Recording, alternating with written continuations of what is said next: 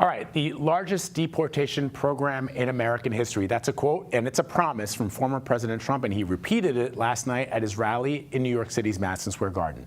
Our colleagues at 60 Minutes asked Trump's former acting director of Immigration and Customs Enforcement what that would actually look like. Listen. Stephen Miller said that this will involve large-scale raids. I don't use the term raids, but you're probably talking about worksite enforcement operations, which this administration pretty much stopped. Workplace enforcement, that's a roundup. And that's going to be necessary. So you are carrying out a targeted enforcement operation. Grandma's in the house. She's undocumented. She get arrested too? It depends. Which? Let the judge decide. CBS immigration and politics reporter Camilo Montoya-Galvez was a producer on that story, and he joins me now from Tempe, Arizona. So, Camilo, we heard the former acting ICE director talking about the so-called targeted enforcements versus the idea of rounding people up en masse. What's he trying to explain there, given that the way that the former president is talking, he's not talking about targeting, he's talking about rounding people up en masse? That's right, Vlad. Homan here is describing a massive change in policy. Under current Biden administration rules, ICE, Immigration and Customs Enforcement, is largely only arresting and deporting immigrants who are deemed to pose a threat to national security or public safety because they have committed serious crimes, as well as recent border entrants, people who are just crossing the U.S.-Mexico border illegally in recent months.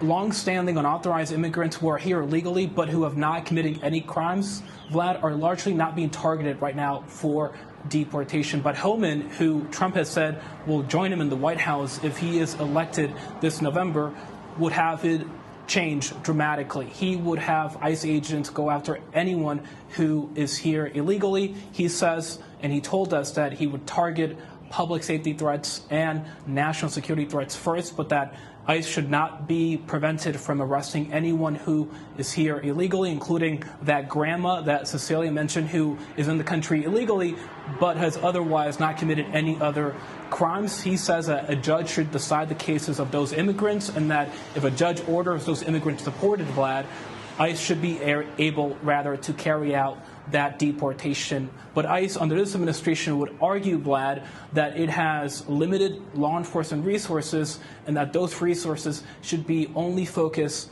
on serious public safety and national security threats. Homan also, importantly, Vlad, said that he would also reinstate mass worksite immigration arrests, which the Biden administration discontinued in 2021.